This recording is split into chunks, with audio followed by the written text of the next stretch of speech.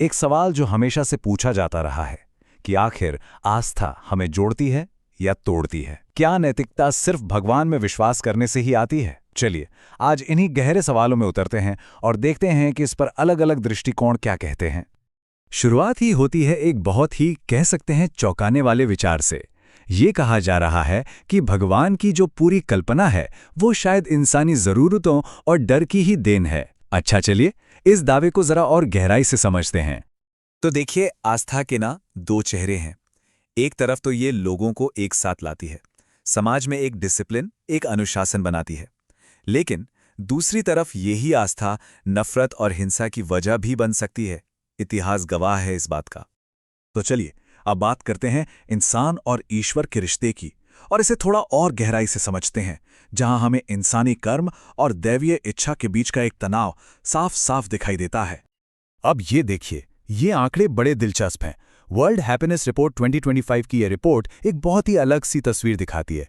कई देश जो सबसे ज्यादा धर्मनिरपेक्ष हैं, वो दुनिया के सबसे खुशहाल देशों में भी शामिल हैं।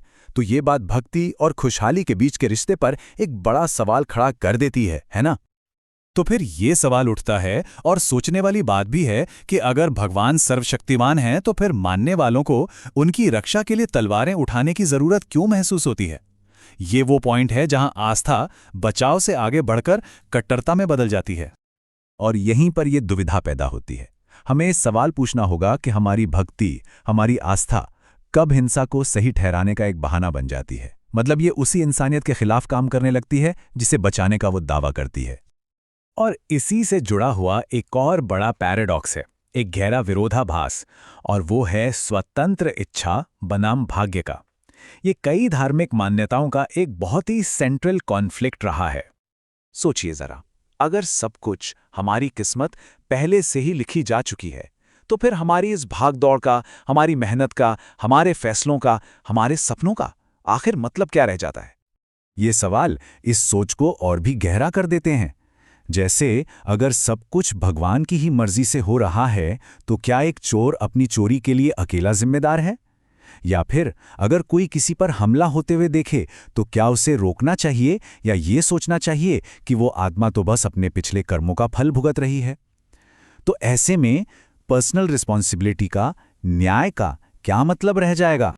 चलिए अब एक और उलझन पर आते हैं। दुनिया में इतने सारे धर्म हैं, और हर धर्म का यह दावा है कि सच सिर्फ उसी के पास है। तो सवाल यह है कि अगर ईश्वर एक है, तो फिर इतने सारे अलग-अलग धर्म और ग्रंथ क्यों बनाए गए हैं? क्या ये अलग-अलग रास्ते वाकई भगवान ने बनाए हैं, या फिर ये इंसानी रचनाएं हैं जिन्हें हमारी संस्कृति ने, समाज ने और कहीं ना कहीं स्वार्थ ने शक्ल दी है? ये स्लाइड इसी बात को बहुत साफ तौर पर दिखाती है, कैसे अलग-अलग धर्म एक दूसरे से बिल्कुल अलग, बल्कि कभी-कभी तो एकदम उल्टी बातें कहते हैं, और यही चीज अक्सर एकता लाने के बजाय टकराव की वजह बन जाती है। और जानते हैं होता क्या है? जब धर्म का मकसद आध्यात्मिक ज्ञान से हटकर सिर्फ दूसरों को गलत साबित करना बन जाता है ना, तो आस्था का जो असली उद्देश्य था वही कहीं खो जाता है। तो ये सब हमें एक बहुत बड़े सवाल पर लाकर खड़ा कर देता है कि आखिर हमें रास्ता कौन दिखाए, हमारा धर्म या हमारी इंसानियत? जरा सोचिए इस बारे में। अगर कोई इंसान बहुत दयालु है, नैतिक है, अपने माता पिता और समाज की सेवा करता है, लेकिन वो भगवान में विश्वास नहीं करता, तो क्या वो पापी है? क्या एक अच्छा इंसान होने के लिए भगवान में यकीन करना एक शर्त है?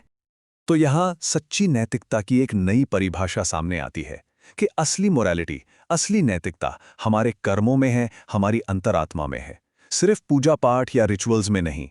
मतलब अच्छाई का पैमाना इंसानियत है, कोई धार्मिक लेबल नहीं। और फिर वो सवाल आता है जो हमेशा से पूछा गया है कि अगर भगवान इतने दयालु और न्यायप्रिय हैं, तो फिर ये दुनिया दुख, दर्द और अन्याय से क्यों भरी हुई है? और सबसे दुख की बात तो ये है कि इसमें से बहुत कुछ तो उन्हीं के नाम पर किया जाता है। तो यहाँ पर यह तर्क दिया जा रहा है कि दुनिया के इन दुखों को दूर करने की जिम्मेदारी किसी अदृश्य शक्ति की नहीं है, बल्कि ये जिम्मेदारी सीधी सीधी हमारी है, हमारे कर्मों की, हमारी हमदर्दी की। और आखिर में ये सारी बातचीत, ये सारे सवाल हमें आस्था की बिल्कुल बुनियाद पर एक आखिरी और शायद सबसे बड़े सवाल की ओर ले जाते हैं। जरा आस्था की नींव को देखते हैं। एक, पाप का डर। दूसरा, पुण्य का लालच। अब सवाल यह है कि अगर इन दोनों खंभों को, डर और लालच को हटा दिया जाए तो फिर आस्था का क्या बचेगा? तो यहाँ पर यह कहा जा रहा है कि सच्ची आस्था भगवान से डरने में नहीं है, बल्कि इंसानियत से जुड़ने में है। एक ऐसी आस्था जो स्वर्ग के लालच या नरक के डर से नहीं, बल्कि दिल की आवाज से चलती है। और यही इस पूरी चर्चा का सार है कि धर्म से पहले इंसानियत है।